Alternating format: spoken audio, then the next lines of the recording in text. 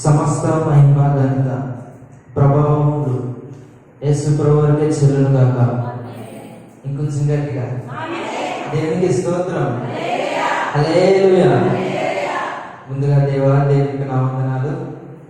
అలాగే సమయం పాస్టర్కి పాస్టర్ కూడా మీ అందరికీ వందనాలండి.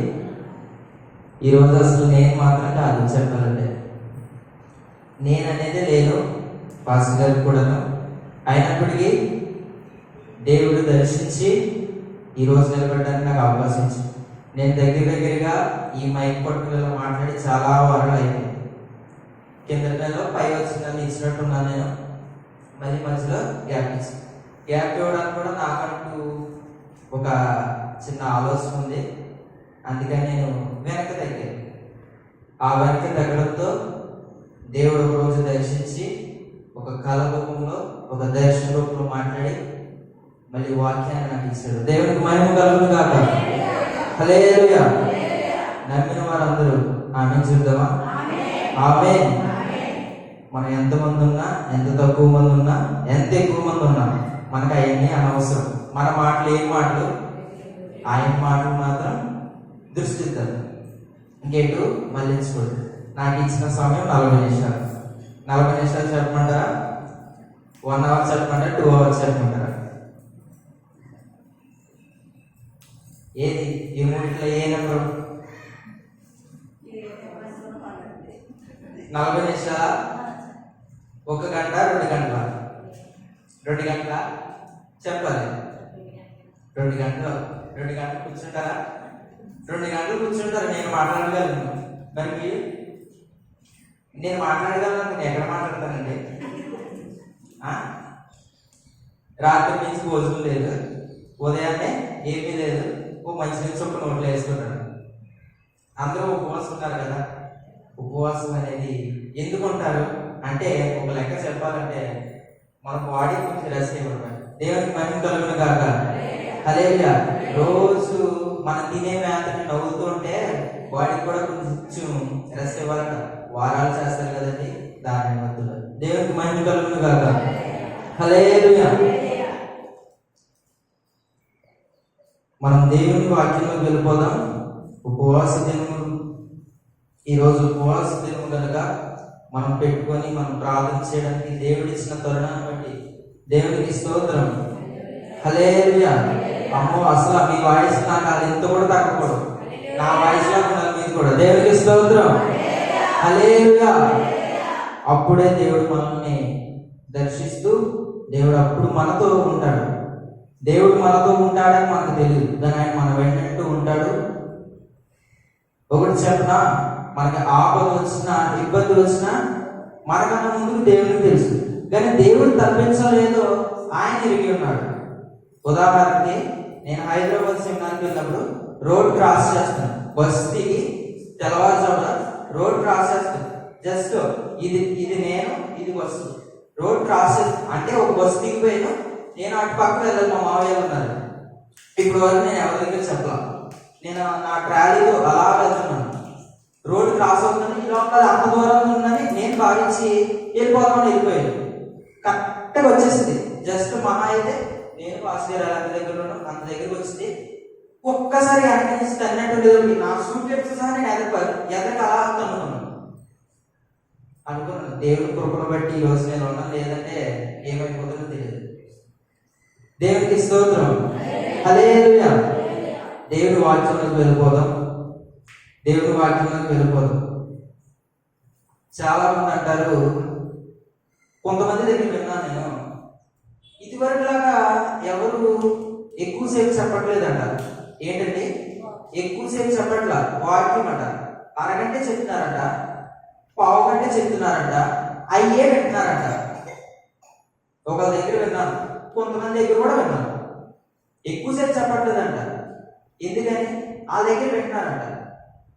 అంటే కొంతమంది అరగంట చెప్పినా, పావు గంట చెప్పినా వాక్యం ఉందనుకోండి, శ్రద్ధగా వింటాం. అది వాక్యం లేదనుకోండి, ఏదో సుత్తు కొట్టులాగా సౌండ్తో చెప్పుకుంటూ వెళ్ళిపోతే అవి మనకు బాగా నచ్చుతాయి కదా. వాక్యం వినడానికి రాదు. వాక్యం ఉండొచ్చు 40 నిమిషాలు అయ్యేటప్పటికి టైం చేస్తూ ఉంటాం మనం. 40 నిమిషాలు అయ్యేటప్పటికి కదా. మన ఆలోచన, మన నిగ్రహ శక్తి ఎటు మళ్ళిస్తుందో మనం ఆలోచించుకోవాలి. దేవునికి మహిమ కలుగును గాక. మనం వాక్య గ్రంథంలోకి వెళ్ళిపోదాం. అందరూ బైబిల్ తెరవండి. ఎవరు తెరవగలరు, ఎవరు చదవగలరు, ఎవరు వినగలరు, ఎవరు చూడగలరు, వాళ్ళందరూ బైబిల్ తెరిచి నేను చెప్పేదాన్ని ప్రతిదీ నోట్ చేసుకుంటూ దాన్ని అండర్లైన్ చేసుకుంటూ మంచిగా వినండి. అందరూ మత్తయి గారు రాసిన సువార్త 28వ అధ్యాయం.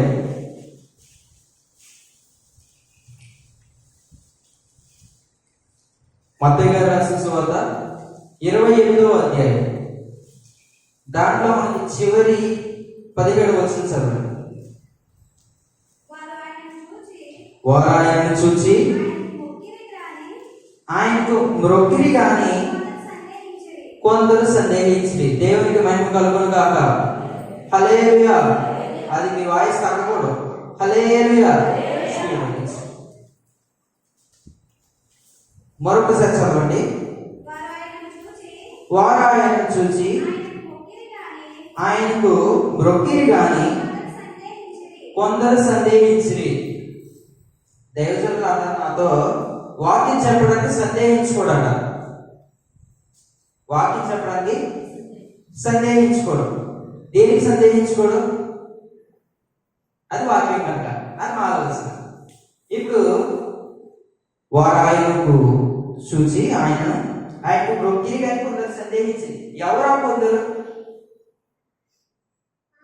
ఒకరోజు ఈ వాక్యం చదివినప్పుడు కొందరు సందేహించి అనే మాట మీద దేవుడు ప్రేరేపించినప్పుడు దాన్ని నేను వదిలేసి, అయినప్పటికీ ఆ మాట పద్దాగా నా హృదయంలో వచ్చి ఏంటి కొందరు సందేహించి అన్నప్పుడు దాన్ని నేను తయారు చేయడం జరిగింది దేవుని కృపను బట్టి.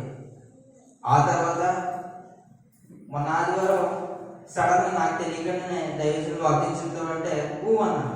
అప్పుడు అన్నారు సందేహించుకోవడం వాక్యం చెప్పినప్పుడు అన్నాడు. అంతే. నేను అనుకున్నాను, దేవ ఏ వాక్యం అయితే నేను చూసుకున్నానో అదే వాక్యం నీ దోషంలో నుండి రప్పించాలని స్తుతించాను. దేవునికి స్తోత్రం. హల్లెలూయా. సరే, ఇప్పుడు మనం సందేహించి ఏంటండి? సందేహించి తాజాగా పైకి కింద ఉండకూడదు. వాక్యం చదివినప్పుడు మాత్రం సందేహించి. దేనికి సందేహించి? ఇప్పుడు పిల్లవాడు బాగా అలా చేస్తున్నాడు. మీ పిల్లలో, ఇంకొకరు, బయటలో, చుట్టాలు అనుకుంటున్నాడు. వాడు బాగా అలా చేస్తున్నాడు. ఎక్కడికి వెళ్ళినా అసలు కుదురు, ఎంత కుదురుంటాడు అని మన ఆలోచన. కాబట్టి మనం ఇప్పుడు ఎక్కడికైనా పంపేమనుకోండి అతన్ని, మన సందేహం ఏంటి? కుదురు కదా పడాడు. అతడేంటి? కుదురు.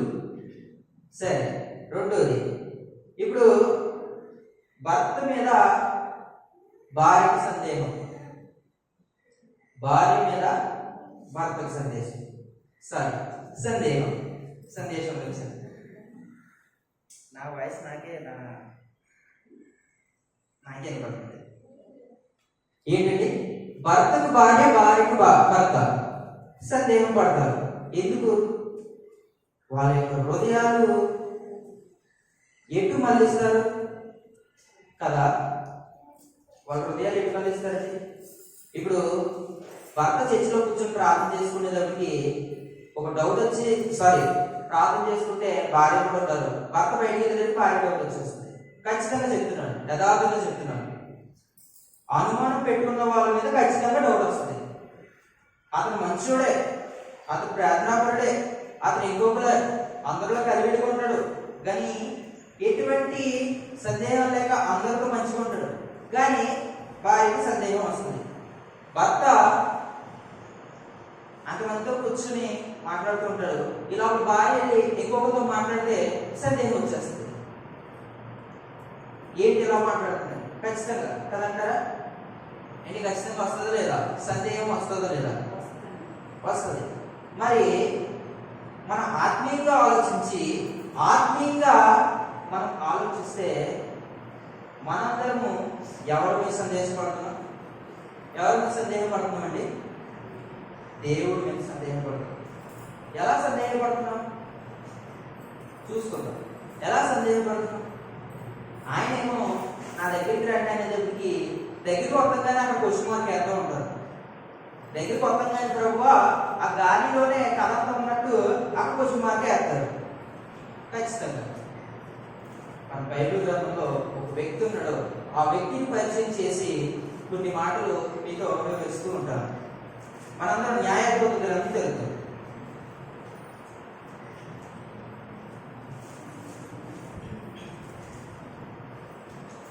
అందరూ న్యాయాధిపతులు, ద్వితీయోపదేశకాండం, యెహోషువ, న్యాయాధిపతులు 6వ అధ్యాయం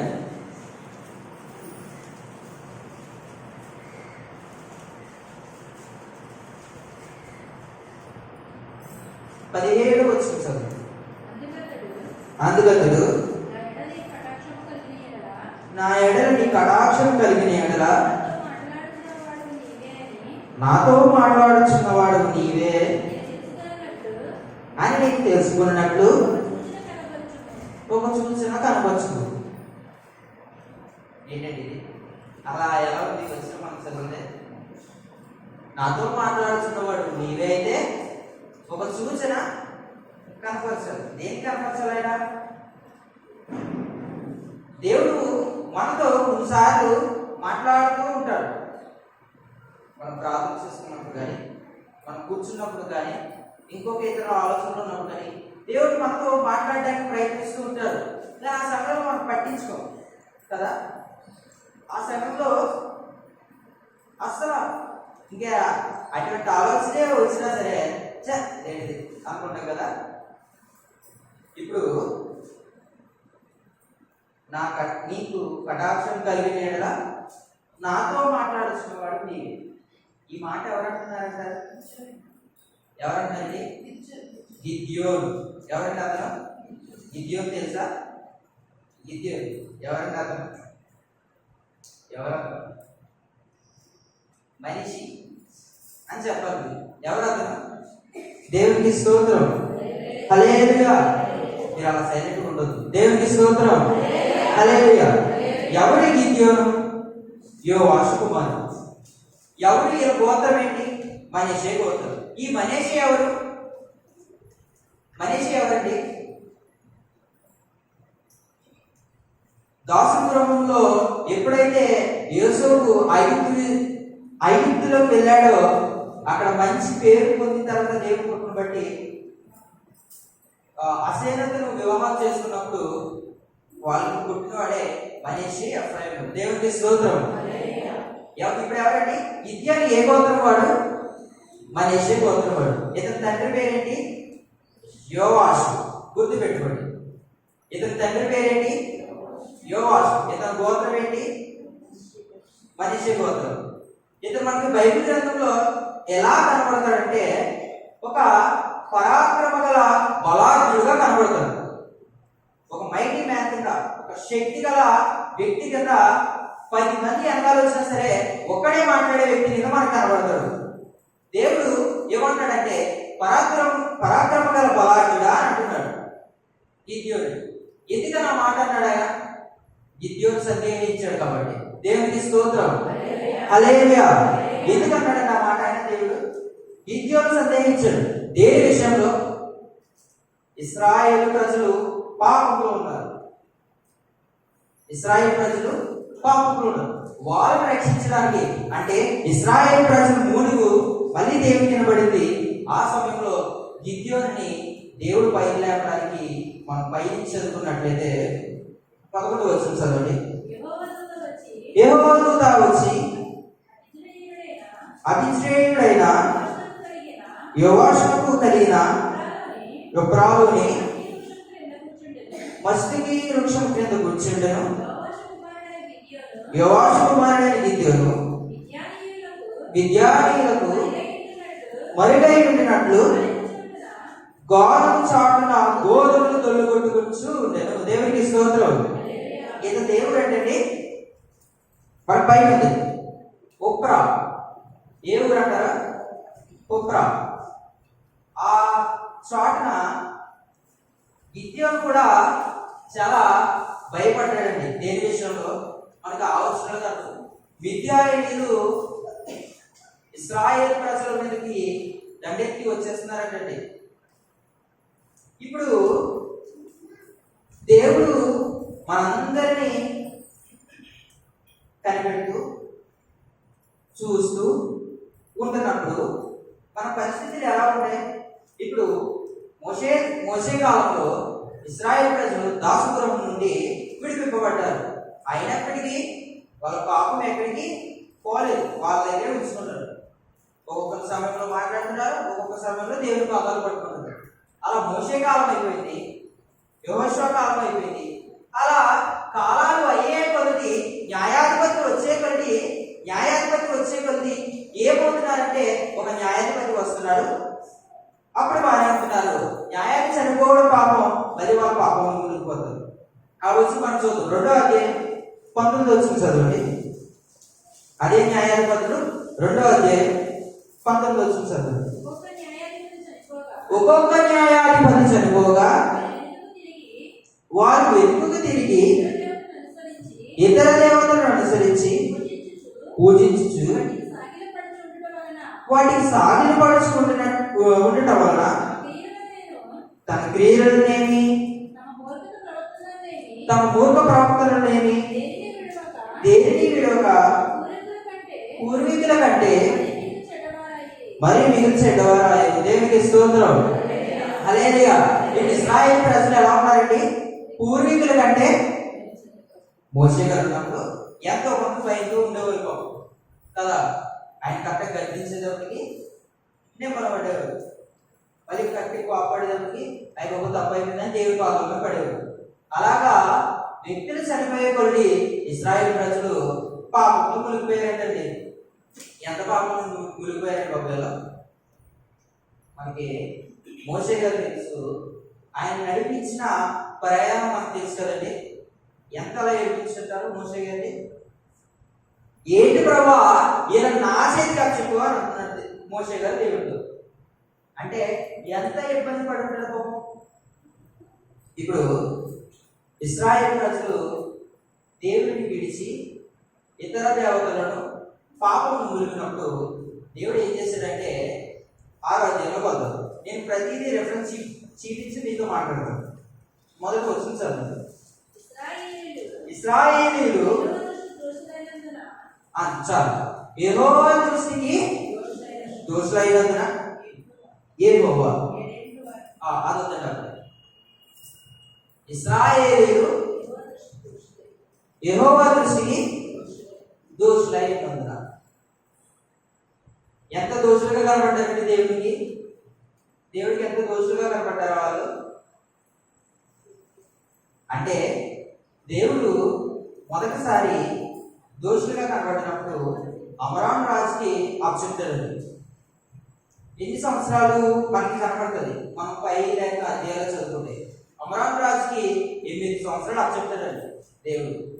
ఆ సమయంలో దేవుడు అంటే ఇశ్రాయేలు ప్రజలు పాపం చేసుకుంటూ దేవుడు అమరాన్ రాజుకు అప్పచెప్పినప్పుడు మళ్ళీ వెంటనే దేవుని దగ్గర పడిపోతారండి. అంటే 8 సంవత్సరాలు మళ్ళీ ఆ అమరాన్ రాజు పరిపాలించే దెబ్బకి ఇశ్రాయేలు మళ్ళీ బాబోయ్ నా తప్పు అయిపోయిందని మళ్ళీ కాలు మీద పడ్డారు, దేవుడి కాళ్ళు.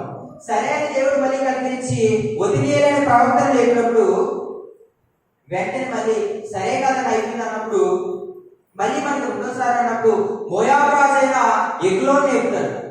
అంటే ఎగ్లోన్ మళ్ళీ ఎందుకు వస్తాడు? మళ్ళీ పాపం చేశాడు, మళ్ళీ అతని చేతికి అప్పచెప్తాడు. ఆ సమయంలో మళ్ళీ యెహోవాకు మళ్ళీ దేవుడు పైకి లేపుతాడు, తర్వాత ఫిలిష్తీయులు లేపుతాడు. 4వసారి మనకి 4వసారి కనబడుతుంది. ఎవరంటే కనాను రాజుకి అప్పచెప్తాడు. కనాను రాజుకి వచ్చినప్పుడు మరొక ప్రవక్తను లేపుతాడు. కానీ 5వసారి ఇప్పుడు చదవండి 6వ అధ్యాయం 1వ వచనం. ఇశ్రాయేలీయులు యెహోవా దృష్టికి దోషులైనందున యెహోవా 7 ఏళ్ళు వారిని మిద్యానీయులకు అప్పగించి. ఇప్పుడు దేవుడు ఏం చేశాడు? మొదటిసారి అమరాన్ రాజు అప్పచెప్పినప్పుడు, 2వసారి ఎగ్లోన్ రాజు అప్పచెప్పినప్పుడు, 3వసారి ఫిలిష్తీయులకు అప్పచెప్పినప్పుడు, 4వసారి కనాను రాజుకు అప్పచెప్పినప్పుడు, అలా ఎన్ని సంవత్సరాలు, 18 సంవత్సరాలు, 20 సంవత్సరాలు, మళ్ళీ ఫిలిస్తీన్ కొన్ని సంవత్సరాలు అప్పచెప్పినప్పుడు కానీ మిద్యానీయుల దెబ్బకి ఎన్ని సంవత్సరాలు కండి? 7 సంవత్సరాలు కండి. జస్ట్ 7 years దెబ్బకి ఇశ్రాయేలుకి దేవుడు ఎవరో మళ్ళీ గుర్తొచ్చేసాడంట. దేవునికి స్తోత్రం. హల్లెలూయా. దేవుడు ఎంత ప్రేమ ఉందంటే మనకి ఈ చదువుకున్న లేఖనంలో విన్న లేఖనం కనబడుతుంది. 8 సంవత్సరాలు ఆరాధన చెప్తే మళ్ళీ గుర్తొచ్చిందని దేవుడు మళ్ళీ పట్టుకున్నాడు. వాళ్ళు మళ్ళీ ఎగ్లోన్ రాజు కప్ చెప్పినప్పుడు మళ్ళీ 18 సంవత్సరాలు. ఆ యొక్క 8 ఈ యొక్క 18 ఎంతండి? 26 సంవత్సరాలు. ఆ యొక్క 8 సంవత్సరాల తర్వాత మళ్ళీ వచ్చారు. మళ్ళీ కొద్ది కాలం బాగానే ఉన్నారు. ఆ న్యాయాధిపతి చనిపోవడం, మళ్ళీ పాపం ఉండిపోవడం. దేవుడు ఎంత ప్రేమ ఉందంటే దేవుడు అంటాడు, యేసుప్రభువు వారు ఒక గిన్నె తెచ్చి పాత్రలో నీరేసి ఎవరు గొప్ప వాళ్ళు అనుకుంటే ప్రతి ఒక్క కాలు కడిగేవాడు. కానీ దేవుడు అన్నిసార్లు తగ్గింపబడ్డాడు మన జీవితం, మన పట్ల, ఇశ్రాయేలు పట్ల. దేవునికి స్తోత్రం. హల్లెలూయా. ఇప్పుడు ఈ విద్యార్థులు 7 సంవత్సరాలు అండి. దేవుడు 7 సంవత్సరాలు చెప్పాడట. దేవునికి స్తోత్రం. హల్లెలూయా. 7 సంవత్సరాలు చెప్పేటప్పటికి విద్యార్థులు ఇంకా ఆ 7 సంవత్సరాల్లో ఇశ్రాయేలు ప్రజల్ని పట్టుకుని ఒక రకంగా కాదండి. అసలు ఇశ్రాయేలు విద్యార్థులు చేతికి అప్పచెప్పినప్పుడు, దేవుడు అప్పగించినప్పుడు దేవుడు మళ్ళీ ఎందుకు గుర్తొచ్చాడు? ఇప్పుడు మనకి ఆకలి వేసిందంటే, డబ్బు ఉందన్నప్పుడు చేతిలో 4 రూపాయలు ఉన్నప్పుడు ఫుల్గా తినేస్తాం కదండి. చెప్పండి, ఫుల్గా తింటామా లేదా? ఇంట్లో అన్నీ కూడబెట్టినప్పుడు, అన్నీ ఉన్నప్పుడు తింటామా లేదండి? మంచిగా బ్రతుకుతూ రోజు రోజుకి మంచిగా తింటాం. అదేవిధంగా ఇశ్రాయేలు ప్రజలు అన్నీ బాగున్నాయి, ఇంకా అన్నీ ఉన్నాయి, శుభ్రంగా తింటుంటూ కరెక్ట్గా వచ్చారంటే ఈ మిద్యానీయులు వచ్చి వాళ్ళు వేసుకున్న పంటలు, వాళ్ళు వేసుకున్న పొలాలు, వాళ్ళు దొరకబెట్టుకున్న ధాన్యాలు ప్రతిదీ ఒక్కోటి లేకుండా స్టార్ట్ చేశారండి. గొర్రెలతో సహా ఏమైతే వాటిని అన్నిటినీ మనకి కింద 2వ వచనం చదవండి. విద్యానీయులు చెయ్యి ఇశ్రాయేలు మీద హెచ్చాయలు కనుక ఏమైందండి? హెచ్చాయలు కనుక ఈ చెయ్యి ఎంత పెద్దది? ఇంత పెద్దది. అంతలాగా వాళ్ళ మీద పడిందంటండి. ఎంత హెచ్చైంది? 7 సంవత్సరాల్లో ఒక్కసారి ఇశ్రాయేలు ప్రజలకి ఏం చేయాలో తెలియక ఆకలి దెబ్బకే దేవుడు మళ్ళీ గుర్తొచ్చేసాడు అంటండి. దేవుడు గుర్తొచ్చేసే అప్పుడు దేవుడు అంటాడంట, ఎరా మళ్ళీ తిరుగుతారా అటువైపు అంటే, లేదు ప్రభు అని అంటారంట ఇశ్రాయేలు ప్రజలు. ఎంతగా దిగజారిపోయాడు అంటే దేవుడు ప్రతి క్షణంలో, ప్రతి నిమిషంలో దేవుడు మనతో ఉంటూ మనం నడిపించుకుంటూ ఉంటే దేవుడి పట్ల మనం సందేహిస్తాం. ఇప్పుడు నేను సందేహించే మాట అని చెప్పి ఇశ్రాయేలు దగ్గరికి వెళ్ళిపోయాను కదా. మరి ఈ గిద్యోను ఎవరో తెలియాలంటే, ఇతను ఎవరో తెలియాలంటే దేవుడు ఎందుకు గిద్యోను లేపాడు అంటే మనకు ముందు కొంచెం కావాలి కదా. ఇప్పుడు దేవునికి స్తోత్రం. హల్లెలూయా. ఇశ్రాయేలు ప్రజలు అంత పాపంలో మునిగిపోయేటప్పటికి దేవుడు వాళ్ళని విద్యార్థుల చేతికి అప్పగించి వాళ్ళకి మళ్ళీ బుద్ధి చెప్పాలి అని దేవుడు ఒక వాళ్ళకి అప్పచెప్పగానే వాళ్ళు మళ్ళీ దేవుడు వైపు తిరుగుతారు. ఆ సమయంలో ఇక ఇశ్రాయేలు అంటండి ఇక ఉండడానికి గృహాలు ఏమంటండి, ఇక గుహల్లోనూ కొండల దగ్గర కింద చదువుకుంటే భయపడి చదవండి. కొండలలో ఉన్న వాగులను, గుహలను ఏంటండి, దుర్గములను తమకు సిద్ధపరచుకుంటే. ఇప్పుడు వాళ్ళ పరిస్థితి ఏమైంది? పశువులతో సహా, గుడారాలతో సహా, ఉన్న మేకలతో సహా, ధాన్యంతో సహా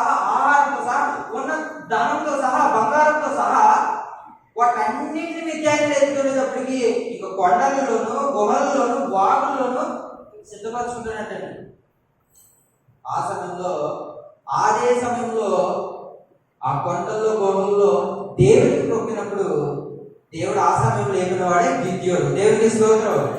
హల్లెలూయా. ఇప్పుడు గిద్యోను కూడా పక్కన వచ్చి మళ్ళీ చదువు ఇందాక మొదటి చదువుకున్నప్పుడు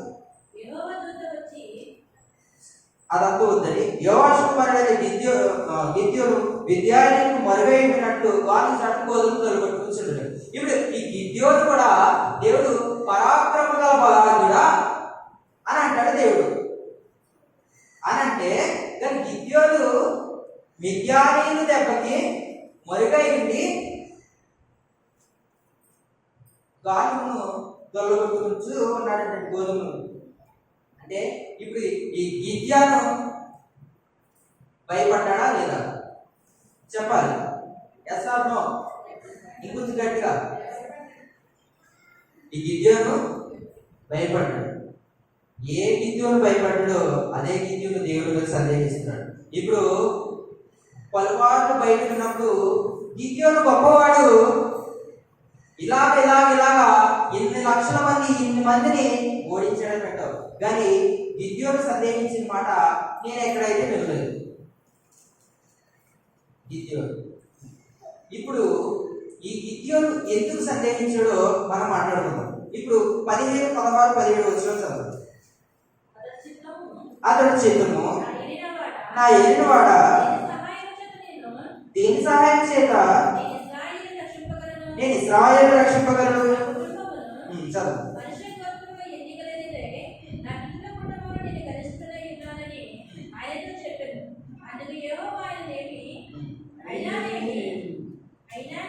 అయినానేమి నేను నీకు తోడైందును కనుక ఒకే మనిషిని ఆత్మ చేసినట్టు విద్యార్థులను నువ్వు సెలవిచ్చాను.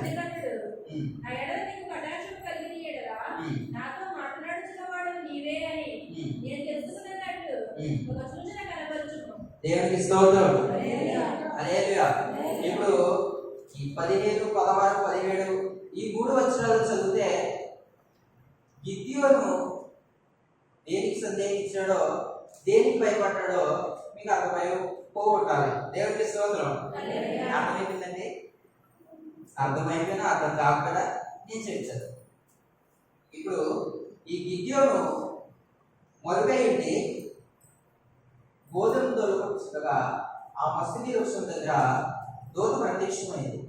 దూత ప్రత్యక్షమయ్యి పరాక్రమ గల బలాఢ్యుడా అని ఆ మాట అనగానే అప్పుడు ఇన్ని సంవత్సరాలకి నేను ఇశ్రాయేలు గుర్తొచ్చానా అని దేవుడు కంటూ అదే మాటతో దేవుడు ఇశ్రాయేలు ప్రజలను కాపాడినేలా అన్నట్టు మాట్లాడితే మా పితరులు దాంట్లో చూసాము, అవి చూసాము, ఇది చూసాము, కానీ మమ్మల్ని పట్టుకోలే దేవుడు అన్నట్టు మాట్లాడుతూ ఎంత అంటాడు 15వ వచనంలో అతడు చిత్తము నా ఏలినవాడ దేని సహాయం చేత నేను ఇశ్రాయేలు రక్షింపగలను.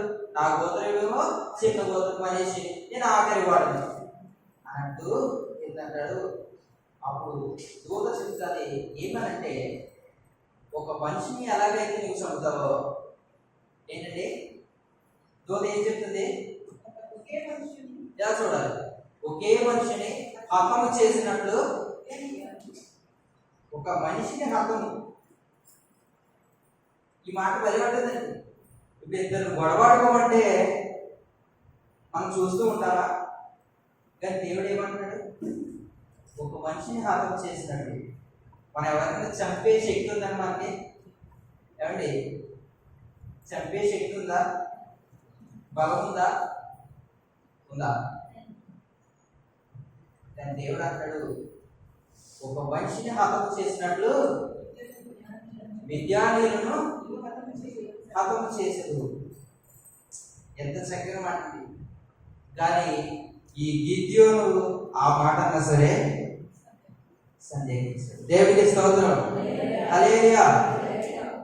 17వ వచనం ఏమంటాడు? అందుకతడు నా ఎడల ఈ కటాక్షం కలిగిన ఎడల ఒక సూచన క్రియ చేయండి. ఒక మనిషిని హతం చేసినట్లు విద్యార్థిని నీ చేతికి ఇస్తానంటే గిద్యోను ఏమంటున్నాడు? ఒక సూచన చేయమంటున్నాడు. ఎంతలా సందేహిస్తున్నాడు దేవుడు మనల్ని కొన్నిసార్లు ఏదో ఒక మాటతో ఏదో ఒక ఆలోచనతో మనం పైకెత్తు లేపుతూ ఉంటే మనం దిగిపోతాం. ఇప్పుడు గిద్యోనుని దేవుడు పరాక్రమ గల బలాఢ్యుడని ముందుకు లేపడానికి ఆ మాట అంటే గిద్యోను ఏం చేశాడు? సందేహించాడు. నువ్వు గాని కొడతాడు, ఎప్పుడో పాడుపోతురా అన్నట్టు ఏమవుతుంది? అది ఖచ్చితంగా కొడతాడు, ఖచ్చితంగా కొడతాడు. పోనీ కొట్టేసాడు అనుకోండి, అలా కొట్టేసా నిజంగా నీలాంటి స్ట్రాంగర్ మ్యాన్ లేడు అన్నప్పుడు ఇంకా ఏమవుతుంది? ప్రాణం వచ్చేస్తుంది. ఇంకా 10 మందిని వెనకాల వేసుకుంటే అయ్యి బాబోయ్ కదా. కానీ దేవుడు పరాక్రమ గల బలాఢ్యుడా అన్నా సరే విద్య పైకి కలిగదు. అంటే విద్యార్థుల దెబ్బ ఎలా ఉంది ఇప్పుడు ఇశ్రాయేలు ప్రజలకి? ఏంటి ఎలా ఉంది? హెచ్ఐ ఎంత హెచ్? ఈ హెచ్ఐ అనే మాటకి దేవుడు వాళ్ళ చేతికి అప్పచెప్పాడు కాబట్టి విద్యార్థి చేతి పైకెత్తింది. దేవుడికి స్తోత్రం, హల్లెలూయా. లేకపోతే ఇశ్రాయేలు ఎక్కడ, విద్యార్థులు ఎక్కడ? దేవుడు అప్పచెప్పాడు. దేవుడు కొన్నిసార్లు మనం కాదు అయ్య బాబు, అమ్మ బాబు, నాన్న బాబు, అమ్మమ్మ బాబు అని అనుకోండి, దేవుడు ఏం చేస్తాడంటే ఏదో ఒక రూపంలో పట్టుకుంటాడు. సందేహించడం స్టార్ట్ చేసినప్పుడు పట్టుకుంటాడు. ప్రార్థన రండి అని అన్నాం అనుకోండి, వద్దాం అనుకున్నాను అంటే అక్కడ ఏమైంది? సందేహించినాడు. మా ఆయన ఈరోజు నై అనేటప్పటికి రాలేదండి, అందుకే ఒంట్లో పోలేదండి. అనవసరమైన సాగులండి. ఎంతలా సందేహించారు కదా. ఈరోజు ఎంతమంది మానేశారు, ఎంతమంది వచ్చారో అది దేవుడు ఎరిగే ఉన్నాడు. దేవుడికి స్తోత్రం, హల్లెలూయా. దేవుడు అన్నీ తెలుసు కాబట్టి ఎవరికి ఏది ఇవ్వాలో అది ఆయనకు తెలుసు. దేవుడికి స్తోత్రం. ఈరోజు 40 మంది, ఈరోజు 50 మంది దేవుడికి చాలు, అంతమందికి వాక్యం ఈరోజు. ఇక కర్మ ఊరికి వాక్యం ఉందని దేవుడు రాసిపెట్టి ఉంటాడు, అది రాలేదు. దేవుడికి స్తోత్రం. ఇక జ్ఞాపకం చేసుకోవడం వాళ్ళని వదిలేయడమే. దేవుడు కుదిరితే మరొకసారి వాళ్ళకి అవకాశం వస్తాడు అని వదిలేడు. ఎందుకంటే దేవుడు కూడా ఒక చెయ్యి మనక చేసేటటువంటి బరువు తట్టుకోలేము. సొదొమ గుమొర్రా మీద అగ్నిగంధకాలు కురిపించినప్పుడు అబ్రాహాముతో ఇలా నడుచు చేస్తుంటే అబ్రాహాము ఎదుర్కొన్నప్పుడు మంచిగా భోజనం చేశారు, మంచిగా తిన్నారు. తర్వాత వాళ్ళు వెళ్ళిపోయినప్పుడు, సరే అబ్రాహాము ఇంతలా నన్ను ప్రేమిస్తున్నావు, అంతలా నన్ను చూస్తున్నావు కాబట్టి నీకు ఇంతవరకు వచ్చిన చెప్పమంటే వెళ్ళలేనని సొదొమ గుమొర్రాలో అంతం చేసేయడానికి వచ్చేసానని అబ్రాహాము అనుకున్నప్పుడు అబ్రాహాము అంటాడు. కానీ దేవుడు ఒక్కొక్కసారి చెప్తూ ఉంటాడండి, కానీ మనం సందేహిస్తూనే ఉంటాం, కుషులు బాగా వేసేస్తూనే ఉంటాం. ఎవరు పడుకోడాడు. ఇప్పుడు 10th క్లాస్ ఎగ్జామ్ రాసినప్పుడు అందులో చెప్పేది ఏంటి? సారాతో చెప్పిన మనం ఎంత టాపర్స్ అయినా, కొంచెం టాపర్స్ లాగా వెళ్తున్నాం, ఎంత టాపర్ అయినా సారా లేకుంటారు. అమ్మ నువ్వు అన్ని అటెంప్ట్ చేసే ఏదైనా రోజున రాసే, ఏం రాసేలే ఏమండి అని, ఏం రాసేలే, ఏం రాసేయలే, రాసే అని అంటారు. అలాగా దేవుడు చెప్తూ ఉంటాడు. అబ్రాహాము చెప్పినప్పుడు ఏమైంది? ఒకళ్ళున్న రక్షిద్దాం, ఇద్దరున్నా, 50 మంది, 40 మంది, 30 మంది, 10 మంది ఉన్నా, కానీ దేవుడు అంటాడు 10 మంది లేరు, అబ్రాహాము 4 ఉన్నారు, ఇంకో 6 లేరు, ఇక నేను ఈ 4 తప్ప ఇంకా ఎవరైనా రక్షిస్తున్నాను. దేవునికి స్తోత్రం, హల్లెలూయా. అదండి దేవుని ప్రేమ. అయినప్పటికీ మన జీవితంలో దేవుడు ఏదైతే సొదొమ గుమొర్రాలో అగ్నిగంధాలు కురిపించాడో అదే మన జీవితంలో కురిపిస్తే అగ్నిగంధాలు మనం నిలబడలేమంటే నిలబడలేము, చర్చి కూడా రాలేమండి చెప్పాలంటే. అటువంటి జీవితాలని దేవుడు పైకి లేపి పరాక్రమంగా వాళ్ళ వ్యక్తి అని అన్నా సరే మనం ఏం చేస్తామంటే దేవుడిని ఇంకా సందేహిస్తూ, దేవుడిని ఇంకా అవమానపరుస్తూ, దేవుడు ఎన్నెన్నో మాటలు చేసుకుని దేవుడు నాకు చేయట్లేదు, దేవుడు నాకు అలా ఉన్నాడు ఇలా ఉన్నాడు అనే మాటలు చదువుగా చెప్పడం కన్నా ప్రార్థనలు ఎదిగి దేవుడిని సందేహించకుండా అడిగిన వాటిని కంటే ఊహించిన వాటిని అధికంగా ఇచ్చే దేవుడిని సందేహించినప్పుడు ఇంకా దేవుడు అధికంగా ఏమిస్తాడు కదంటారా? అధికంగా ఏమిస్తాడు ఆయన?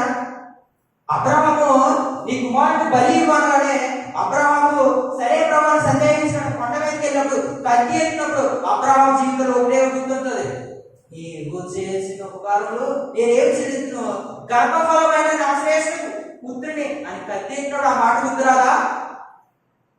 కత్తి ఎట్టినప్పుడు ఆ మాట గుర్తురాదా?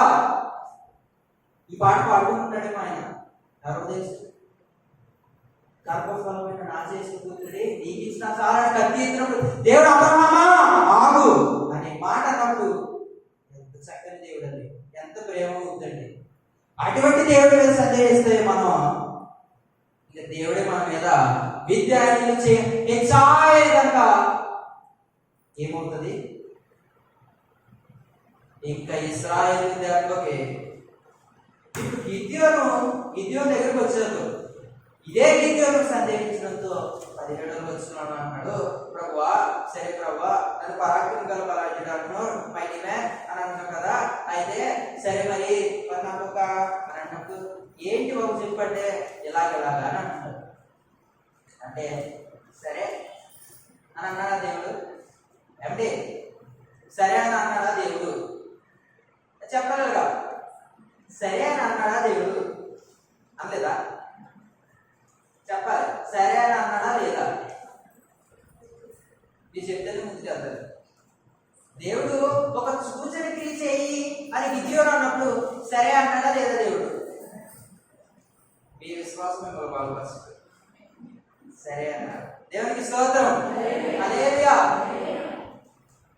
ఈ సరే అని అన్నప్పుడు గిద్యోను అన్నాడు, అయితే ప్రభువా నేను వచ్చేవారికి ఇక్కడ ఉంటే నువ్వు ఎక్కడైతే ఆ పసుపు వృక్షం దగ్గరకు వచ్చావో అక్కడే ఉండు, నేను వచ్చేస్తాను తిరిగి అన్నప్పుడు వెంటనే గిద్యోను అలా పరిగెట్టుకుంటూ వెళ్ళిపోయి తన గుడాల దగ్గరికి వెళ్ళిపోయి ఎక్కడైతే వాళ్ళు ఉంటారో అక్కడికి వెళ్ళిపోయి ఒక మాంసాన్ని తీసుకొని దాన్ని పరీక్షించి దాన్ని మంచిగా దాన్ని బాగా మరగదీసి మంచి పిండితో దాన్ని శుభ్రం చేసి అప్పుడు దూత దగ్గరికి తీసుకొస్తారు. తీసుకొచ్చినప్పుడు గిద్యోను అప్పుడు గిద్యోను ప్రభావం ఉన్నామంటే ఉన్నాను. మరి దేవుడు మాట ఇచ్చిన దేవుడు తప్పడు కదండి, తప్పుతాడా? మనం తప్పేద్దాం ఖచ్చితంగా, నో డౌట్. సందేహించకుండా పడిపోతాం మనం, ఖచ్చితంగా తిప్పేద్దాం. ఈరోజు రాత్రి వస్తానంటే రేపు వద్దు రానంటారు ఖచ్చితంగా. అప్పుడు దేవుడు అంటాడు, సరే గిద్యోను తెచ్చావు కదా, అప్పుడు ఆ దూత తెచ్చావు కదా, అగో అక్కడ బండరాలు కనపడుతున్నాయి కదా, ఎలా పెట్టుకోవాలి ఆ బండరాల మీద ఆ మాంసం పెట్టాగానే గిద్యోను సరే ప్రభు ఆయన మాంసాన్ని అలా పెట్టేటప్పటికి వెంటనే అప్పుడు దూత చేతిలో ఉన్న ఒక కర్ర ఏదైతే రాడ్ ఉందో ఆ రాడ్ తీసుకుని వెంటనే అక్కడ ఆ రాడ్ సహాయించు ఆ కర్ర సహాయం చేత ఆ బండరాల్లో నుంచి ఒక అగ్ని రాగానే ఆ మాంసాన్ని వెంటనే కాల్చేస్తుంది. వెంటనే ఒక గిద్యోను ఏమంటాడంటే ఒకసారి చదువుకుందాం అన్నమాట. ఎక్కడి నుంచి చదువుతారు? 27 అది ఉందనండి చెప్తారు. 21 ఇవన్నీ మాంసం. అప్పుడు 23 చదవండి. అప్పుడు యెహోవా నీకు సమాధానము భయపడకు సేవని చెప్పిన అతనితో సెలవించినట్టు తర్వాత ఈ దూత వెంటనే మాంసం కాల్చలేదు. అప్పుడు గిద్యోను వచ్చిన వాళ్ళు ఎవరే? వచ్చిన వాళ్ళు ఎవరు? దూతే, దేవుడే అనేసి వెంటనే. ఇప్పుడు ఇది మనం ఏమని రాసుకోవాలంటే సందేహం నెంబర్ 1 అని రాసుకోవాలి. గిద్యోను ఏమని రాసుకోవాలి? గిద్యోను సందేహం నెంబర్ 1.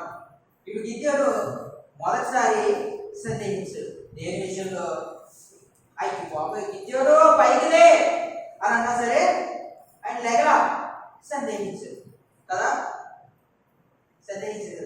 ఇప్పుడు బాగా తెలుసు శారమ్మకి గర్భవతి అయ్యి నీ కుమారుని ఇస్తారు, ఆ కుమారుని ద్వారా నేను నడిపిస్తానంటే శారమ్మ నవ్వుకుంటే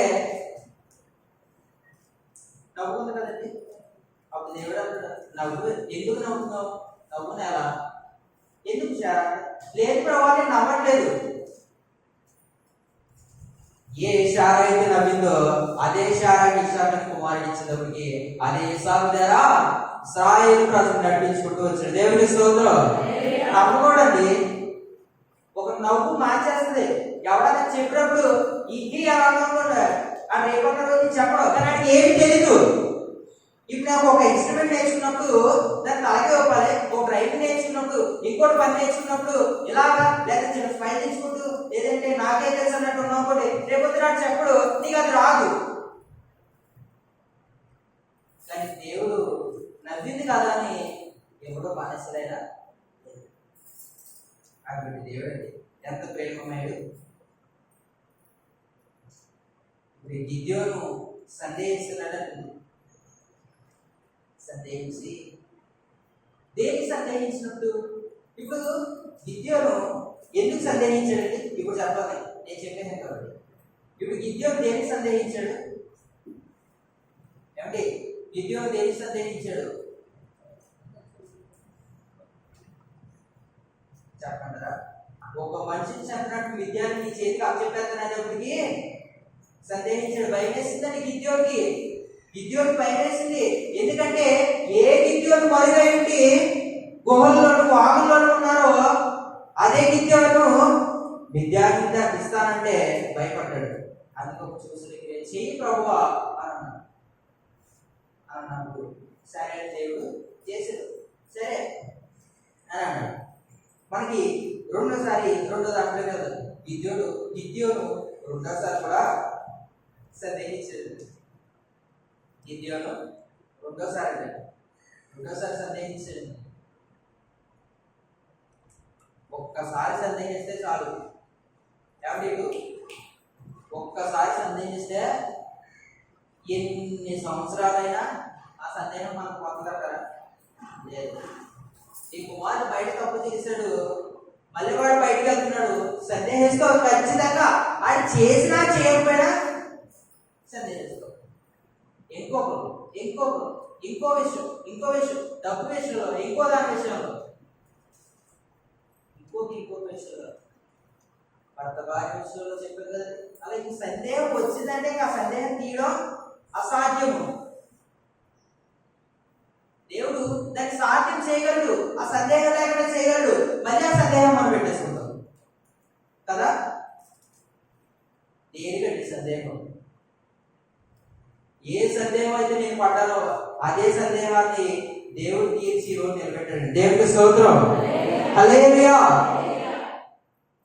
దేవుడి పట్ల సందేహం పడ్డానుకోండి, అప్పుడు దేవుడు చేయ కూడా హెచ్చాయం అవుతుందండి. దేవుడు చేయ ఇప్పుడు మనం అదే 6వ అధ్యాయం 33 నుంచి చదవండి.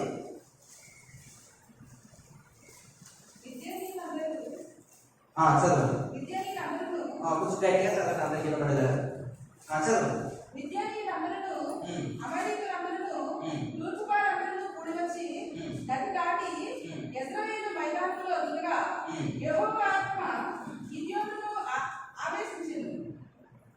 అతడు ఓడబోతున్నప్పుడు అభియాసన కుటుంబపు వారు అతని యొద్దకు వచ్చింది.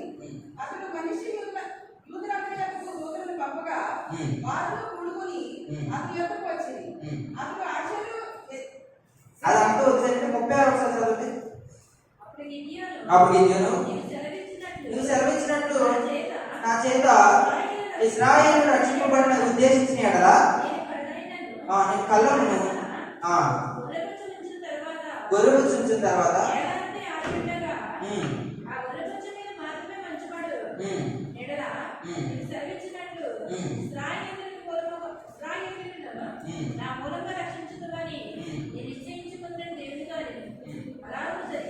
ఓకే సరే, ఎలా ఉంది మనకి ఇప్పుడు గిద్యోను ఏమంటున్నాడంటే 36 వర్షంలో నా చేత ఇశ్రాయేలు రక్షిస్తాను అంటున్నావు కదా దేవా, గిద్యోను, దేవా ఎలా చూడాలి, దేవా మరొకసారి ఏంటి ఒక్కసారి ప్రభు. ఏంటి గిద్యోను అంటే ఇంకొక చిన్న టెస్ట్. సరే అనండి, ఏమంటారండి, సరే అనండి. ఇప్పుడు 38 కూడా చదవండి.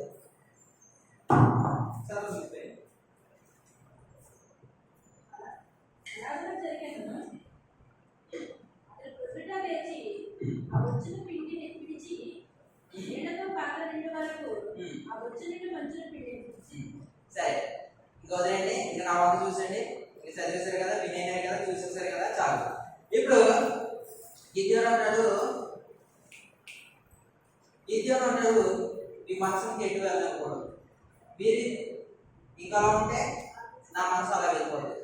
ఓకే, గిద్యోను అంటాడు, దేవా ఒక్క చిన్న టెస్ట్ ప్రభువా అంటే, సరే గిద్యోను అన్నప్పుడు గిద్యోను అంటాడు, ఒక కళ్ళం గొర్రెబొచ్చు తీసుకొచ్చాను అన్నప్పుడు ఆ గొర్రెబొచ్చుని ఆ నేల మీద పెడతాను ప్రభువా అన్నాడు. ఆ నేల మీద పెట్టినప్పుడు ఒక మైదానంలో ఆ నేల మీద పెడతాను దేవా. ఆ గొర్రెబొచ్చు ఆ నేల మీద పెట్టినప్పుడు ఆ నేల అంతా మంచు పడాలి, ఆ గొర్రెబొచ్చు మాత్రం తడవకూడదు. అమ్మా అలా ఇది ఎలా సాధ్యం ఉంది చెప్పండి? నేల అంతా తడవాలంట, గొర్రెబొచ్చు తడవకూడదు. ఎలా సాధ్యమవుతుందండి అసలు?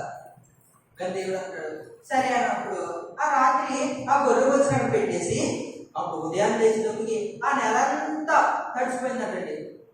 ఆ నేల అంతా తడిచిపోయినప్పుడు ఆ గొర్రెబొచ్చు దగ్గరికి ఆ గొర్రెబొచ్చు పట్టుకుని ఇలా పిండేటప్పటికి ఒక్క చుక్క కూడా కాలేదండి. అప్పుడు గిద్యోను అంటాడు, ప్రభు మళ్ళీ ఒక్కసారి నీ కోపం నా మీదకి రప్పింపకుండా మరొకసారి చిన్న టెస్ట్ ప్రభు అంటాడు.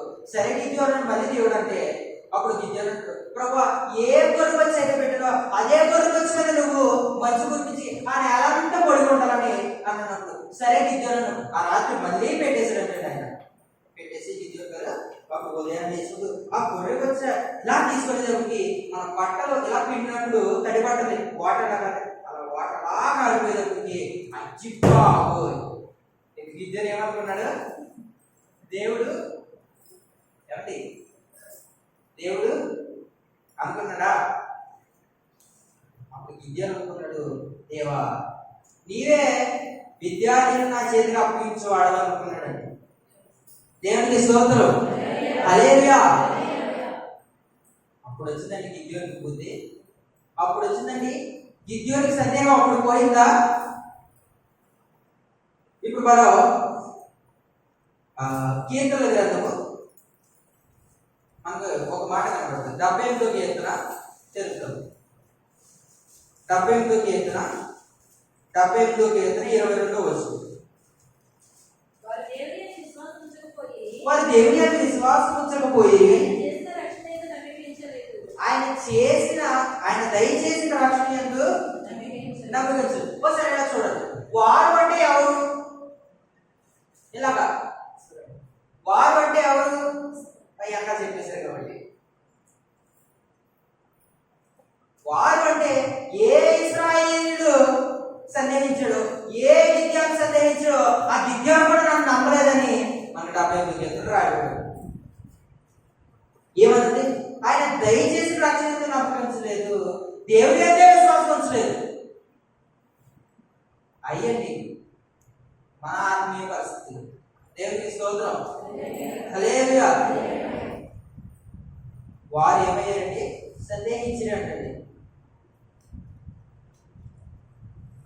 మరొక పద్ధతి చూద్దాం మనం.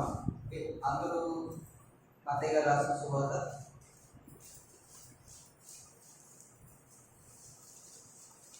14వ అధ్యాయం 21వ వచనం. 14:31. వెంటనే యేసు చేయి చాపి అతన్ని పట్టుకొని అల్పవిశ్వాసి ఎందుకు సందేహపడుతున్నావు అతనితో చెప్పారు. దేవుడు నీకు చేస్తానన్నా అన్నప్పుడు మనం క్వశ్చన్ మార్క్ చేస్తాం కదండి. ఖచ్చితంగా ఈ మాట ఎందుకంటే ఆపేసారి విశ్వాసి అని పేతురు గారు వచ్చాడు. పేతురు గారు సముద్రంలో ప్రయాణం చేస్తున్నారు.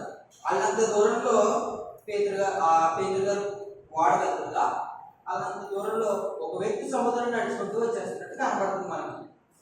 కనబడుతూ ఒక పైన ఒక వెలుగు ఆయన చుట్టూ సముద్రం నడుచుకొచ్చాడు. వీళ్ళ దగ్గరికి వచ్చేటప్పటికి వీళ్ళ ప్రాణాలు ఇలా వాళ్ళ గుండెలు అలా అరిచేతులు పెట్టుకున్నట్టు వాళ్ళ ప్రాణం అలా అయిపోయిందంటే వాళ్ళ పరిస్థితి.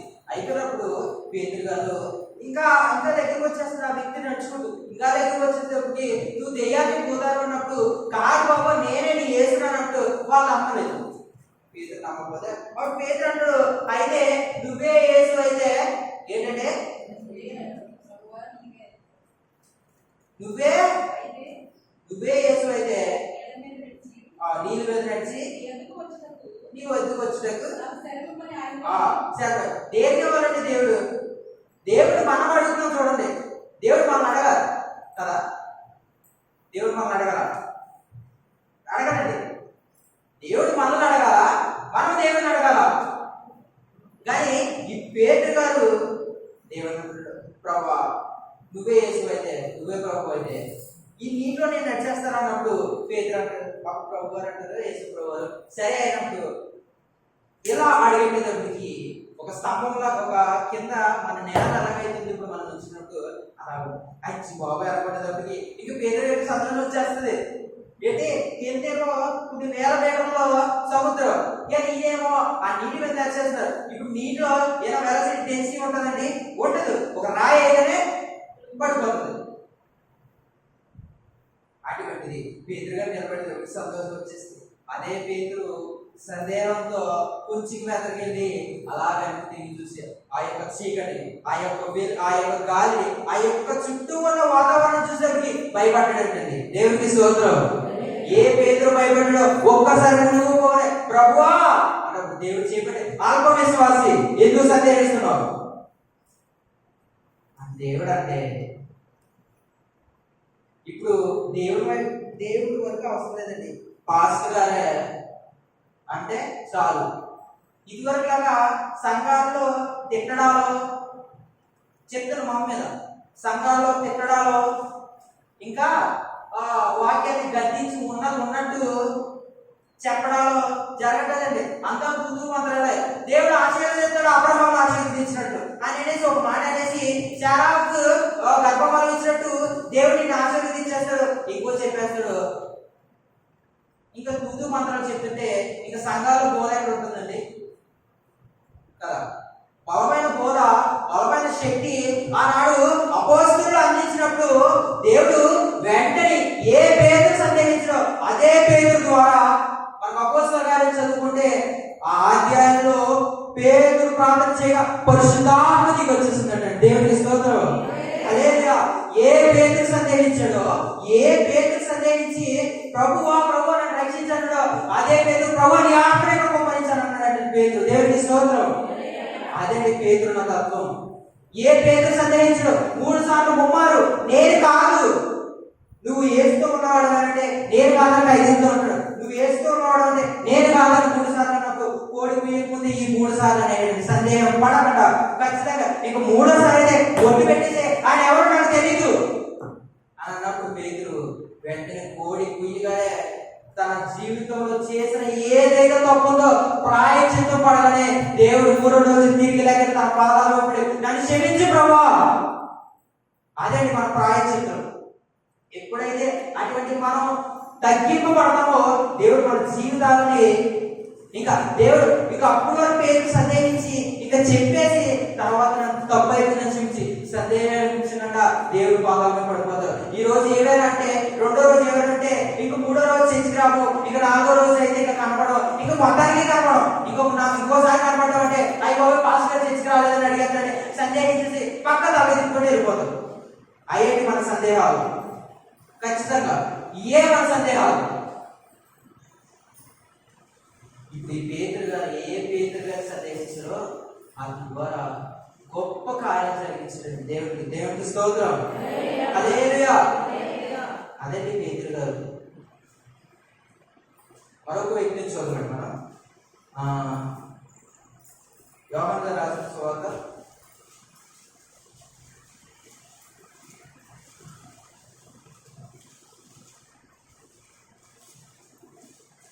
9వ అధ్యాయం, మొదటి అధ్యాయం, 20వ అధ్యాయం, 20వ అధ్యాయం తీసారండి. 25వ అధ్యాయం తీసిన వాళ్ళు దేవుని స్తోత్రం చెప్తామా? హల్లెలూయా. 25 వచ్చిన చదువు. కనుక తన శిష్యులు మేము ప్రభువుని చూసిమని అతనికి చెప్పగా అతడు నేను ఆయన చేతిలో వేగులు గుర్తును చూసి నా వేలు ఆ వేగులు గుర్తులో పెట్టి ఆయన నా చెయ్యి ఆయన పక్కలో వచ్చితే కానీ నమ్మనే నమ్మనంటాడండి. ఎవరు? దేవునికి స్తోత్రం. హల్లెలూయా. తోమ ఎవరండి? తోమ గారు. మన తోమ కాదు, బైబిల్ ఉన్న తోమ. దేవునికి స్తోత్రం. హల్లెలూయా. ఇప్పుడు తోమ గారు ఇప్పుడు యేసు ప్రభువు 3వ దినాన్ని లేచారు. వాళ్ళందరికీ ఆ శిష్యులకు కనపడ్డారు, కొంతమందికి ప్రజలకు కనపడ్డారు కదండి. ఇప్పుడు మనం మొదటిగా చదువుకున్నాం మత్తయి గారు రాసిన సువార్త 28:17లో కొందరు సందేహించట్లో యేసు ప్రభువు అంతమంది కనబడ్డ సరే వాళ్ళు కొందరు సందేహించి ఆ సందేహించిన తోమ గారు కూడా ఉన్నారంటండి. దేవునికి స్తోత్రం. హల్లెలూయా. తోమ గారు అంటారు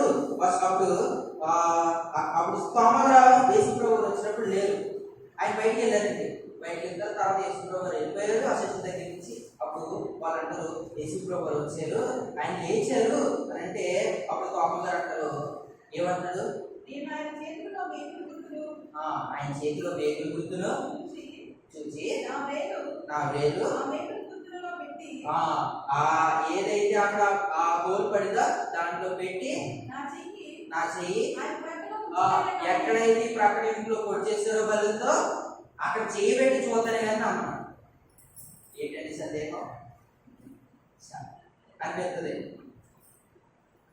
ఏంటి ఎంత సందేహపడ్డా అని తోమ కనబడుతుంది కదండి. దాని తోమ గారు ఏ సందేహపడ్డారో వెంటనే ప్రభువా అని చూసినప్పుడు తోమ నా చేయి చూడు అనగానే నా చేయి చూడు అన్నప్పుడు చూసి ఇంకెందుకు సందేహపడ్డాను? ఏ తోమ అయితే సందేహపడ్డాడో, ఏ తోమ అయితే దేవుడి ప్రక్కలో చేయి పెట్టి చూస్తాడో అదే తోమ మన భారతదేశంతో సహా అనేకమైన దేశాల్లో సువార్త ప్రకటించి ఒక వ్యక్తిగా నిలబడిపోయాడు. దేవునికి స్తోత్రం. హల్లెలూయా. ఇంకా సందేహం పోయింది, దేవుడు చూసాడు కదా. పేతురు గారు సందేహం పోయింది, వాళ్ళంత దూరం నువ్వు దెయ్యానికి పోతాను అన్నప్పుడు దగ్గరికి వచ్చినప్పటికి చేపట్టుకుని ప్రభు నువ్వు అనేటప్పటికి ఇంకా సందేహం పోయింది. ఎవరైనా దేవుడు కాబట్టి, యేసు ప్రభువు కాబట్టి. అదే గిద్యోను వెంటనే నువ్వు చూసిన గ్రీచే అని దేవుడికి అన్నప్పుడు దేవుడు సరే నువ్వు తెచ్చుకో అని అన్నప్పుడు ఆ మాంసం బయటకని చేశాడు. తర్వాత ఆ గొర్రె పచ్చని చేశాడు.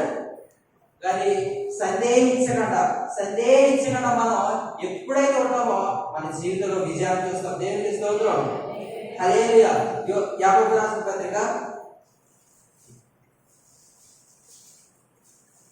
1వ అధ్యాయం 6-7 వచనాలు. మనం కొంచెం ఏమండి? అయితే అతడు ఏమాత్రం సందేహింపక విశ్వాసంతో అడగవలెను. సందేహించిన వాడు ఎగిరిపడి దేవునికి స్తోత్రం. హల్లెలూయా. ఇప్పుడు అయితే అతను ఏమాత్రం సందేహించకుండా విశ్వాసంతో అడగాలంటండి. ఇప్పుడు నేను ఇంత ముందు చెప్పాను, విశ్వాసం అనేది కంటికి కనబడకపోయినా, మన హృదయానికి కనబడకపోయినా, మన చూపుకి కనబడకపోయినా, మన ఆలోచనకి అంత చిక్కకపోయినా అది విశ్వాసం. దేవుడు ఉన్నాడు, ఆయన చేసే అదృశ్యమైన వాటిని నమ్మడమే విశ్వాసం. ఆ విశ్వాసం నమ్మినప్పుడు సందేహం మన జీవితంలోకే రాదు. దేవునికి స్తోత్రం. హల్లెలూయా. అదండి సందేహం. యోధా పత్రిక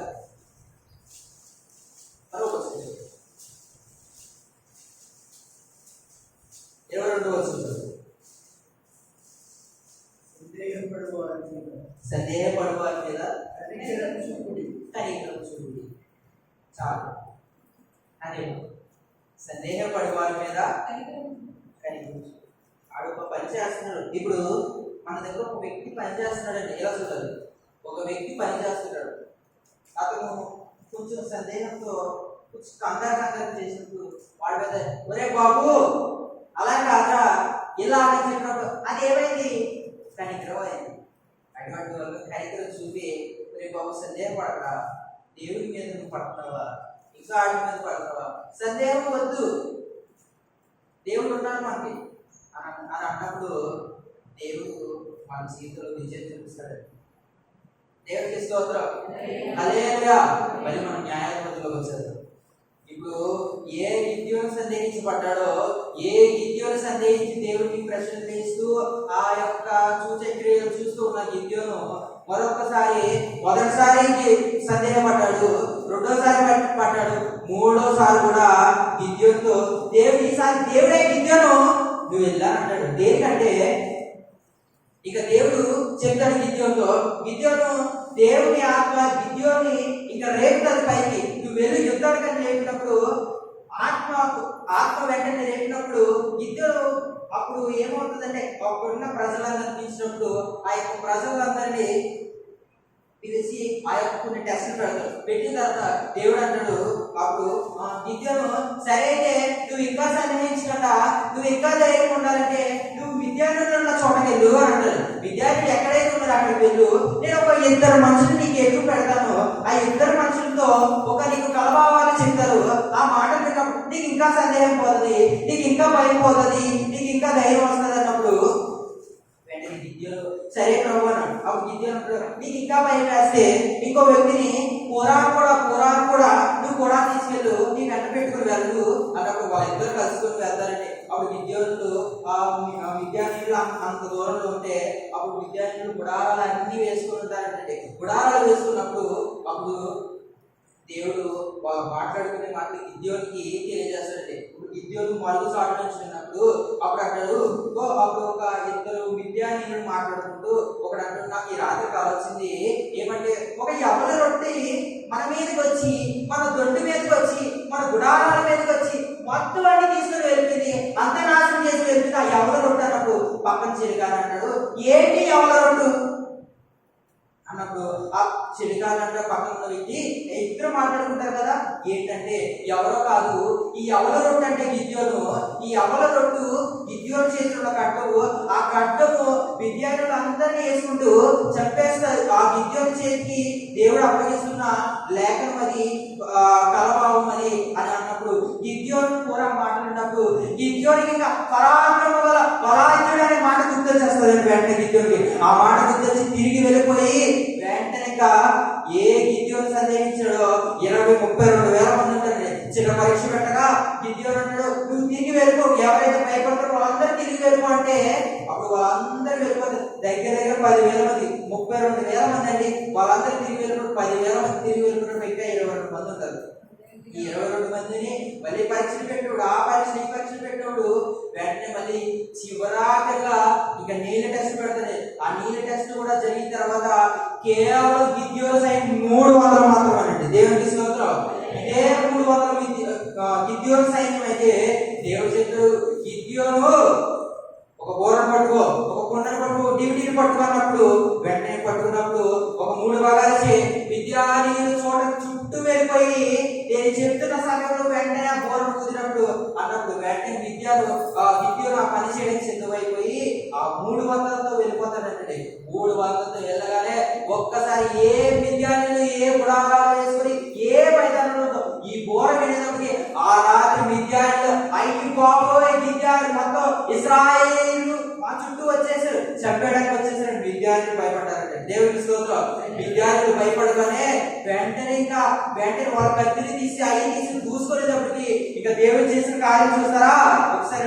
దేవుడు చేసిన కార్యం ఏంటంటే ఏ విద్యార్థులు కత్తి తీసారో వాళ్ళే చంపేసుకున్నారంటే దేవునికి స్తోత్రం. హల్లెలూయా. వాళ్ళు చంపేసుకొని స్టార్ట్ చేశారు. కంగారు వచ్చేస్తే ఒక్కసారి ఆ బోర కుదేటప్పటికి అగ్గిపోయి మొత్తం చుట్టే ఇక మనం చచ్చిపోయాం, మనం అయిపోయాం, మొత్తం అన్ని నాశనం అయిపోయిందని వెంటనే భయపడి వాళ్ళు చంపేసుకొని ఇంకా వాళ్ళు పరారైపోయారండి విద్యార్థులు. ఇంకా ఈ విద్యార్థి రాజు ఏ రాజు అయితే ఉన్నాడో గిద్యోను దగ్గర తల ఎత్తుకోవడానికి కూడా పైకి లేకపోయిందండి. అదండి దేవుడు చేసిన కార్యం. నమ్మిన వాళ్ళు అయితే చప్పట్లు కొట్టి దేవుని అయిపోతాం. దేవుడికి స్తోత్రం.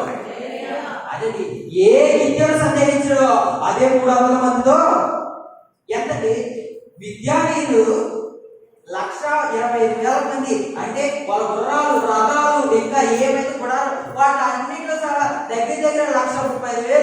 అంటే ఇంత సైన్యాన్ని, ఇంతమంది జనాన్ని 300 మందితో దేవుడు కార్యం జరిగించాడు. దేవుడికి స్తోత్రం. హల్లెలూయా. ఇప్పుడు మన సందేహం ఎలా ఉండాలండి? ఎలా ఉండాలి? ఆ సందేహమే పడకూడదు. ఎప్పుడైతే సందేహం పడ్డావో మన ప్రార్థన తగ్గిపోతుంది. ఎప్పుడైతే సందేహం ఇచ్చావో మన జీవితంలో దేవుడు చేసే కార్యాలని మనమే మన చేతులారా దూరం పెట్టుకున్నట్లు అవుతాం కదా. ఖచ్చితంగా మన జీవితాలు. ఇప్పుడు చూడండి, గిద్యోను ఆయన 2 సార్లు సంధించినప్పటికీ దేవుడే నువ్వు వెళ్ళు, నీకు ఇంకా ధైర్యం వస్తుందన్న ఆ కలభావంతో గిద్యోనికి ఇంకా ధైర్యం వచ్చేసి ముందుకు వెళ్ళిపోయాడు కదా. 78 దేవుడి వారు నమ్మక విశ్వాసం ఉంచలేదు, దేవుని యొక్క రక్షణే నమ్మలేదు. అటువంటి ఇశ్రాయేలు ప్రజలు ఇంకా గిద్యోను దెబ్బకి 40 సంవత్సరాలు అంటే ఇశ్రాయేలు ప్రజలు నిర్మలంగా, ప్రశాంతంగా వాళ్ళ జీవితాన్ని గొప్పగా బ్రతుకుతూ మంచిగా ఉన్నారు. ఆ గిద్యోను దెబ్బకి దేవుని భయం బట్టి గిద్యోను అక్కడ హెచ్చించబడ్డాడు. ఇప్పుడు విద్యార్థి చెయ్య హెచ్చయింది, ఆ తర్వాత ఎవరి చెయ్యి హెచ్చయింది? గిద్యోను చెయ్యి హెచ్చయింది కనుక ఇప్పుడు విద్యార్థి 40 సంవత్సరాల తల ఎత్తుకోలేక ఆ రాజు ఏంటి 300 మందితో జయించిన యుద్ధం అండి. మనం ఏయో సినిమాలు చూస్తాం, ఏయో గొడవలు చూస్తాం, ఏయో పోరాటాలు చూస్తాం. మన కళ్ళకి కంటికి కనపడిన లేఖనాన్ని మనం చదివితే నిజమేనా అనిపిస్తుంది. ఆ నిజమేనా అని కూడా అది నిజమే నమ్మాలి. అప్పుడే సందేహించడం నమ్మేమని దేవుడు చూస్తాడు. దేవుడికి స్తోత్రం.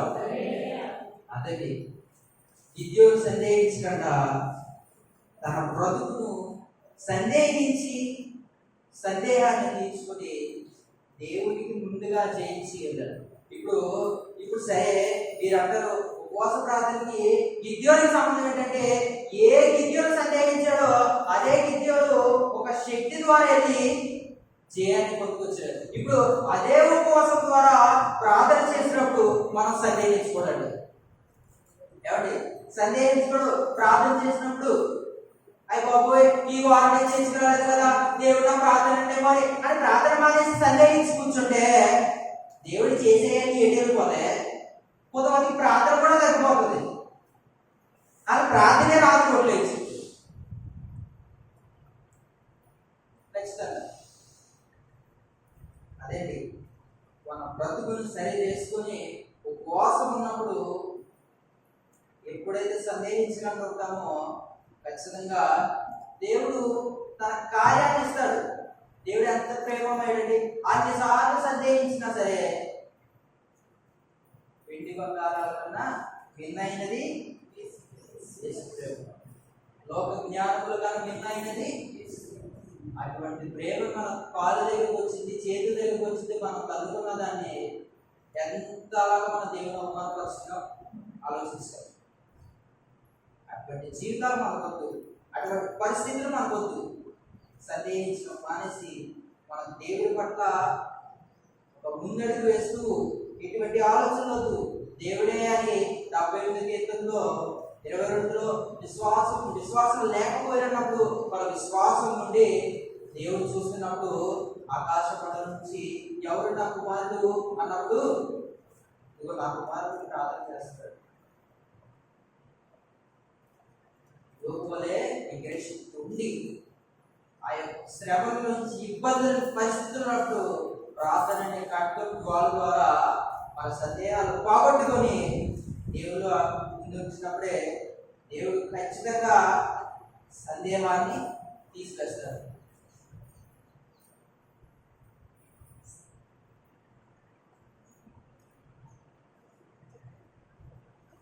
అదేవిధంగా ఇప్పుడు సందేహం అనేది మనం పోగొట్టుకొని ముందుగా దేవుడికి మనం మోకరించేసి ప్రార్థన ఎదిగి మనం ఈరోజు ఉపవాసం ఉంటున్నాం కనుక ఆ ప్రార్థనలో మన సందేహాన్ని తీసుకుని దేవ ఏ గిద్యోనైతే సందేహపడ్డాడో అదే సందేహం నాకు తీసివేయలేదని నా జీవితంలో నేను ఏది సందేహిస్తున్నానో ఆ సందేహాన్ని తీసివేసి నా జీవితం పట్ల ఏ 300 మందితో యుద్ధాన్ని చేయించి విజయాన్ని ఇచ్చావో అదే సందేహం నాతో తీసివేసి నా జీవితంలో విజయాన్ని ప్రార్థన చేస్తూ ఆయన అడుగుతూ ఆయన మొదలు పెడుతుంటే దేవుడు ఖచ్చితంగా జరిగిస్తుంది.